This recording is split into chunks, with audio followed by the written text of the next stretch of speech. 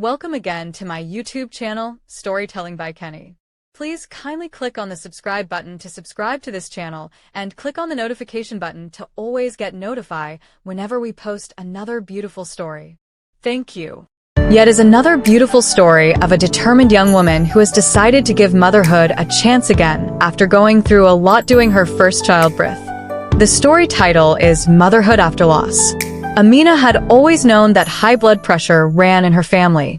Her grandmother had it, her mother battled it, and now, she too carried the weight of that genetic legacy.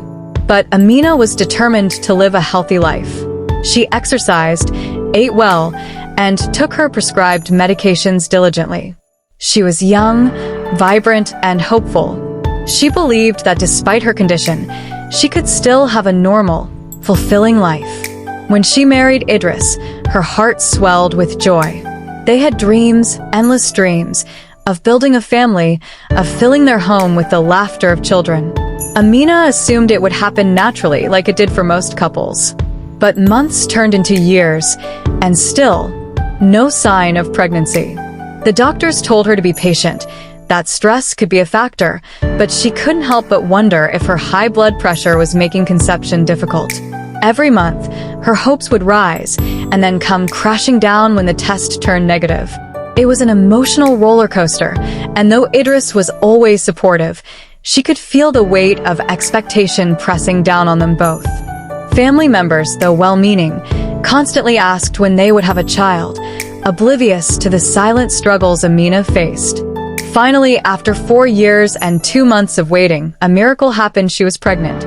The moment the doctor confirmed it, she burst into tears.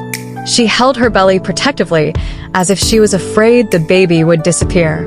Idris was overjoyed, showering her with love and care. They celebrated every milestone, every tiny flutter of movement inside her. Despite her high blood pressure, the pregnancy progressed smoothly. She followed her doctor's advice, monitoring her health carefully. She counted down the days, dreaming of holding her baby in her arms. But when labor came, it was long, excruciating, and unyielding. Hours passed, her body struggling, her heart racing. The doctors grew concerned. Her blood pressure was dangerously high, and the baby's heartbeat was weakening. An emergency C-section was the only option. As she was wheeled into the operating room, she clung to hope. She had fought so hard for this moment. But fate had a cruel twist in store. Her baby did not make it. The pain of childbirth paled in comparison to the pain of loss. She had carried her child for 9 months, felt every kick, whispered every prayer, and now, there was silence. The emptiness in her arms was unbearable. Idris was devastated, but he held her, whispering words of comfort even as his own heart shattered. Grief consumed her. The days blurred together, the walls of their home echoing with unspoken sorrow. People told her to move on, to try again, but how could she? How could she risk loving so deeply only to lose again? Yet, deep inside, the flame of motherhood still burned. She wanted to try again, not to replace the child she lost, but to honor them, to prove that love was stronger than fear. A year later, she conceived again. This time, anxiety gripped her tightly, but she fought to stay strong. Every doctor's visit was met with prayers and held breaths. Idris never left her side, reassuring her even when she felt like crumbling. The months were long, and every kick inside her was a reminder of both hope and fear.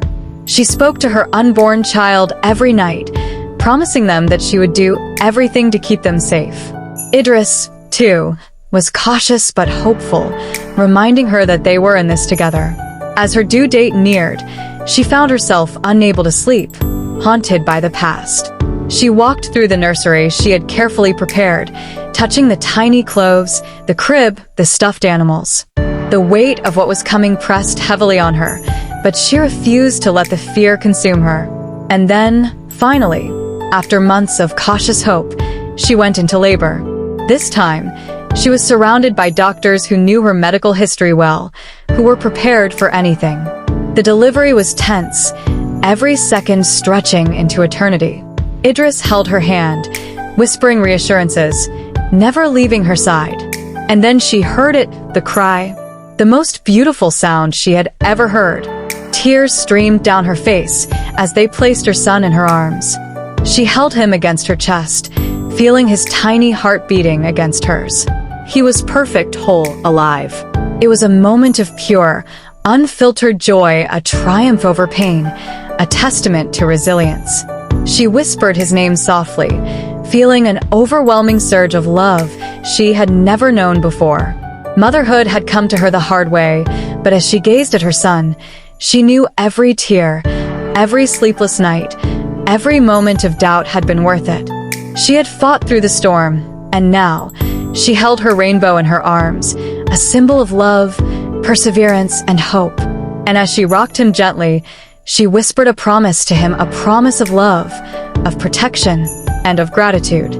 No matter what, she would always fight for him, for their family, for the love that had carried her through the darkest of days into this beautiful, miraculous moment of light.